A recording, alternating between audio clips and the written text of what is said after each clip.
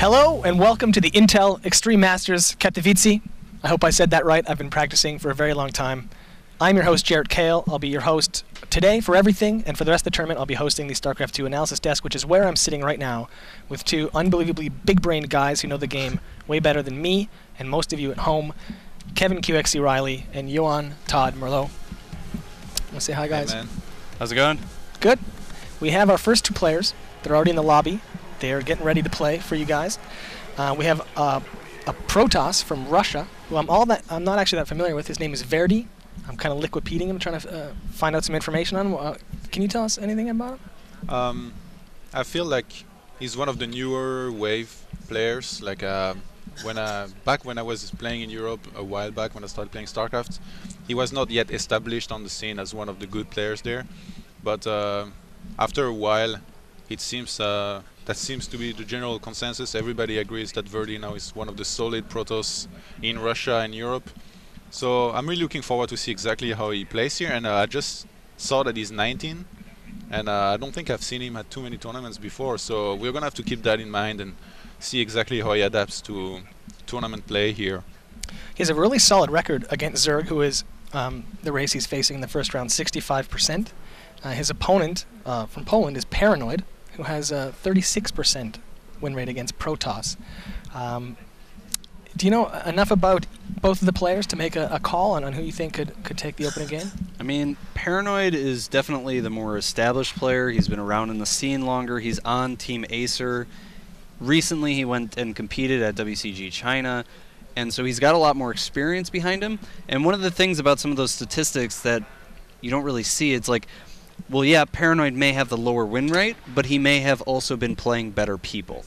And whereas Verdi, the less established, the less well-known player, the less traveled, yeah, he's got a good win rate, but it might be mostly from playing relatively small online cups, Russian tournaments, things like that. So just by looking at the win rates alone, we can't really say one way or another. Now, the opening map for the day is Daybreak. How do you feel about that map in a PvZ? It's so funny. We start with a PvZ and we start on Daybreak. Like, I'm not a big fan of it. It's definitely become one of the most favorite maps for Zergs, but it's like not unplayable for Protoss. But I think we just dislike it in general. It depends on Protosses. Some Protosses don't mind it too much. I know I do, but maybe Verdi doesn't since he didn't remove it. But coming back to Paranoids, I want to add that he's an old schooler in my opinion. Like, he played Brood War, he was in the legendary team TOT, so he probably has a lot of experience playing tournaments. And he's been around a lot, even though I feel like he's a bit on and off with StarCraft. Sometimes he's very active, sometimes not so much. So if he can compose himself and if he's been practicing, in my opinion, even though his stats were not good against Protoss, he's the favorite for me in this match. That's great. Well, I think we can get into the game. The players are waiting. Don't want to keep them waiting. We're going to pass it over to the commentary desk. We have two very famous and very handsome showcasters, possibly the two most handsome showcasters in the world, Kelaris and Kaldor. Take it away, guys. Jak się macie Polacy, and welcome to IEM Poland by the two of us as well. I'm Kaldor, with me is Kelaris. It's been a while. It has. We were in China together, but now back in Poland. We just travel everywhere and just randomly see each other in different continents. It's all right. I'm really excited to be here. Poland was always one of the countries where I wanted to cast a big event, and now I'm following here at IEM, and today we have a lot of great players, and we're actually starting off with a really good match. Yeah, indeed. Verdi versus Paranoid. Paranoid's one of those Zergs that in the European scene for a long time I thought, yeah, this guy's pretty good. Yeah. He hasn't really been able to step it up as much as his Zerg counterparts in his team in the form of Acer with Nurtio and Scarlet and Bly and those guys, but he still has a really good game. So he could do very well here. You know, when he was back in Mouse Sports, and a lot of people, that was when he just started to play StarCraft 2, and a lot of people expected him to make this big leap that didn't really happen yet, but he's always a force to reckon with. So for Verdi, this is not going to be an easy game. Even though Verdi kind of impressed a lot of people when he was playing in Korea at IESF, he took out Senna without dropping a single map. That was really impressive. I actually remember that now that you actually mention it. And Verdi, I haven't seen that many of his games as of late, but I'm certainly looking to see how he's going to take on a Zerg player here. I'm expecting a bit more of a standard, maybe a bit more of a gateway focus play. That's what you see kind of a lot from a lot of Russian Protosses. Yep. But you know, we could have a lot of surprises here. Yeah, I mean, with Daybreak being the first map, one of the things that you can always see these days is a Stargate opening for the Protoss player. That's actually something that I would expect here. It becomes just more and more popular. But now, focusing on the game itself, starting to the top right, we currently have our Team Acer player. It is the Polish player. It is Paranoid. And spawning down to the bottom left-hand corner here as our teal Protoss, he goes by the name of Verdi. What do you expect for this game? I mean, we talked a little bit about a potential opening. You mentioned that, of course, a lot of those Russian players start to focus a bit more on the gateway pressure once again. A lot of them even opening up with the gateway first. On the other hand, you always have, on a map like Daybreak, the Forge first opening, which is apparently what Verdi is going to go for. Yeah, it's very difficult for a Protoss to deviate from that kind of opening on this map. Paranoid, he's going to end up scouting out all of this, and even before he gets over there, he's 90% sure that his opponent is going to be opening up in this fashion. So Verdi's on his way to have a little bit of a look over a Paranoid's base as well.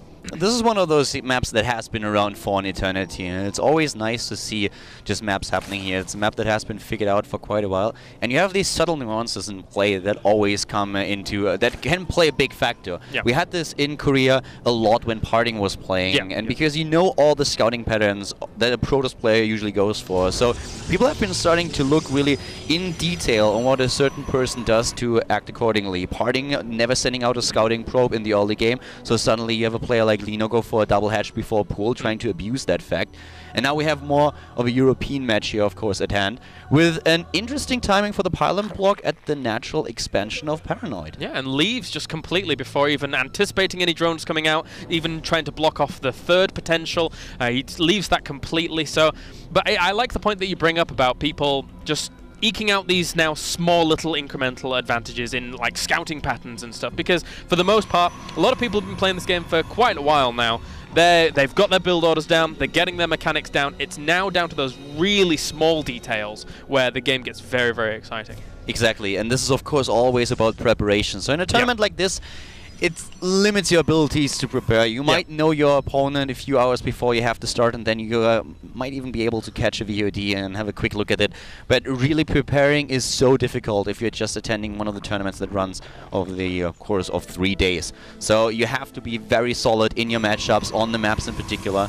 And what Paranoid currently does is what you would expect. He sees the pylon block at the natural, moves right over to the third base and takes it, whereas Verdi is building his wall, as we can see on stream right now, with the Nexus, with the gateway here. Interestingly enough, the gateway seems a little bit later than I was expecting. Most people will, forego the cannon, get the gateway before that, just so they can get their tech going a little bit quicker. Especially with the scouting information that he had. He was in his opponent's base, and he saw all the timing, so he should have realized that he could get away with the cannon a bit later. This, as you already pointed out, of course, will delay not only the gateway, but then the cybernetics core, and therefore his entire tech. Yeah, it's a little bit tricky. He does get the scout off of that third, though. That's some good information there from Verdi. And meanwhile, Paranoid's going to keep chasing him. This probe might be able to actually get away with its life here, depending on how many Zerglings start tailing it. But for now, he's got all the information he needs. I'm really excited to see what exactly Verdi is going to do here. We have him now with the cybernetics core, which just should pop up on the tab in just a second.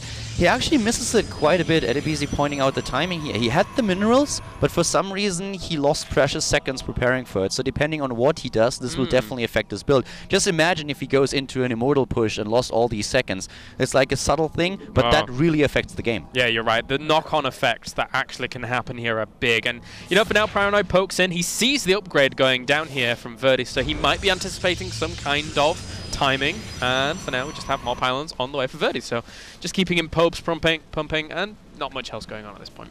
Yeah, so the cybernetics core nearly done, and with the timing, we will now see what exactly his tech transition is going to be. I guess actually we are going to see a robo play here. We don't have a pylon at the bottom left, which is usually what you do when you go into Stargate. You try to hide your Phoenixes for some time, but so far he did not decide on a tech decision just yet. He has his upgrade a little bit faster, and here comes the robo. Yeah, it's certainly looking very Immortal-esque. Depending on the timings of the gases, it's important. Yeah, the thing is, usually when you go for the Immortal push, when you want to play Parting style, you go for the Robo first before you start your +1 attack upgrade, so this delays it a little bit, and these are precious seconds. But he could go for a Warp Prison with the +1 timing if he adds the additional gateways now. Yeah, it could. It could. A lot of options. I really like the Warp Prism harassment that you can actually put on with sentries and stuff like that. If you end up following it up eventually with some kind of immortal push, and look at this, going for that gas. And Paranoid, does he see it? Yes, he does. So he has to have a very, very good read as what his opponent's doing right now. Yeah, so far no additional gateways, and now we have for Paranoid the tag into Lair. What you usually try to do as a Zerg player, if you prepare for the eventuality of your opponent going for a gateway attack or an immortal push, is spread the creep at the third, which is something that Paranoid does. He's covering all the spaces now, is going into the Lair tech, and will then try to go for transition, and the scouting pattern, of course, here, perfect. Yeah, exactly. Seeing the Chrono Boost on that alone gives him a bit of an indication as to what's going on here. Not conclusive, because he could just be Chrono Boosting out Observer, but, you know, the Chrono Boost on there is more often than not there for the Immortal. So that is on the way. A few more gateways going down here from Verdi, and here is gearing up for that big two-base assault. Wow. Takes down the Overlord. That was so close, but he is able to just run with it. Now a supply block, well, not quite for Paranoid, but losing the Overlord always a little bit annoying. He prepared for it in advance, and Verdi is now just going for 7 gates in total. He completely stopped the pro production here and is just going for the Immortal push. Meanwhile, how do we have Paranoid doing? He's up to 70 drones actually here. He might end up starting countering this like we've seen it before. We actually saw it during WCS EU, where with a ton of spine crawlers going down, trying a flurry of that. And he already has 1 spine crawler going down, a lot of spine crawlers, and looks like that might be the case. Yeah, you know what? We don't have a Roach Warrant for him, so he completely forgoes the Roaches, but we don't have him with the style that Life used to stop the Immortal push of Parting. He's not going into the double evolution chamber and 1-1 upgrades.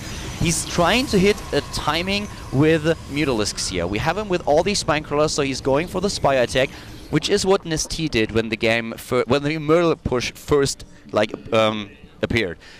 The problem is that if Verdi realizes what happens and uses those gates to just warp in 1 round of Stalkers with the addition of the Guardian Shield, it's going to be very, very difficult for Paranoid to make that happen. This is strange. Paranoid's just almost sacrificing his third here.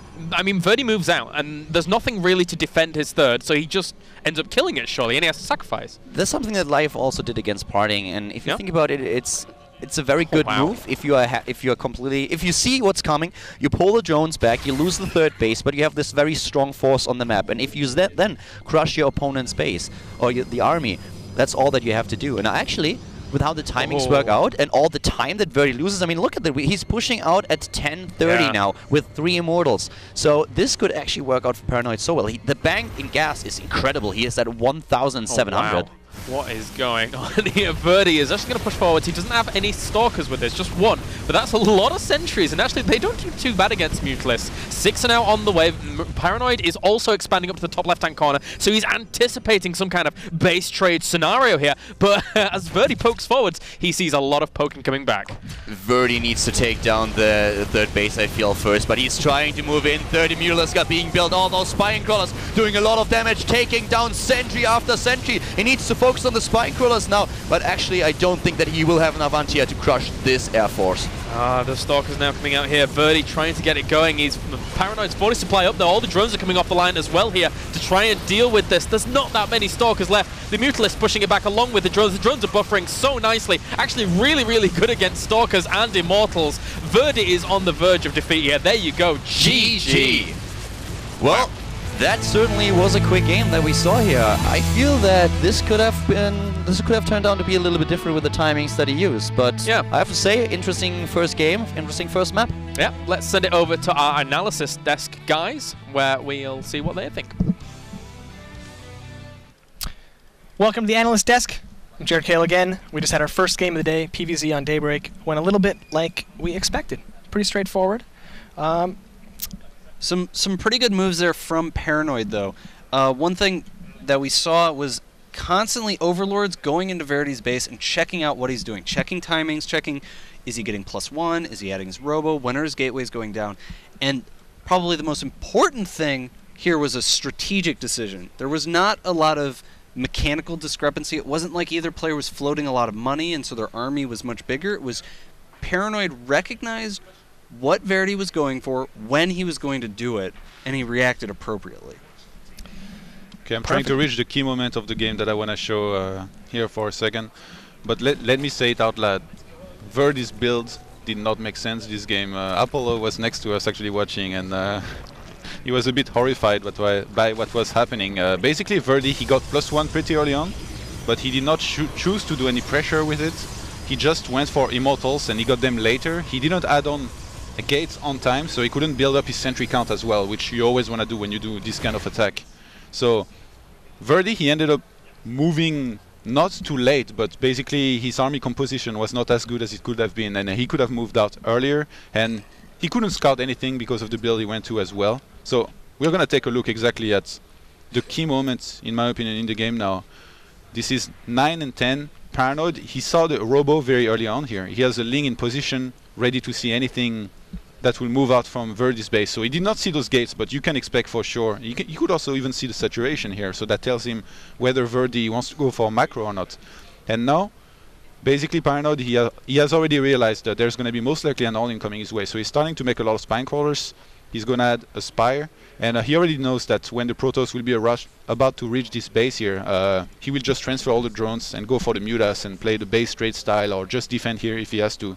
So then we go into this big attack from Verdi later on, and Paranoid, he just reacts so well. He sees everything, he has overlords everywhere. Look at his vision on the map. He sees everything, he has Zerglings everywhere. He's going to take a hidden base here in advance, which is very smart, because he expects this attack to hit this base here and to lose this base very quickly, and it will take a lot of time to remake this hatch before I can start mining from it. So what this does is that the hatch will be up very quickly.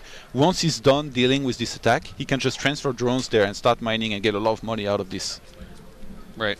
So now he has like all the spines grouped up like this, and this is perfect. If he had them spread out, they could not hit all at once against this Protoss army, and Verdi was actually doing okay in this for some time, just because his army was so much bigger. He had 64 army supply to the 33 of Paranoid. So for a second here it looked kind of scary, but Paranoid in the end, he pulled the drones he had to, he had his Mutas, and he just ended the Verdi's dream, I guess, by killing the remainings of his army. If he had microed that differently, or more effectively, could he have won that battle, or was it over as soon as he stepped in? Maybe he could have stutter stepped a bit with this army. Against drones pulled, you should always do that, like attack, go back, but here, once he lost his War Prism, he cannot reinforce. He did not bring any probe, he did not make any pylon near here, so there is no chance for Verdi to reinforce and save those Immortals and the Stalkers. And I think Paranoid, he injected really well, and this base was never killed, so he could just make enough units to basically hold this almost every time here. So just brilliant play here by Paranoid, and not so good from Verdi. All right. Well, that's our opening match. Great play from Paranoid, not so much from Verdi. We'll see what Game 2 brings us. It's on the Ohana map. We're going to start that right after a short commercial break. Don't go anywhere.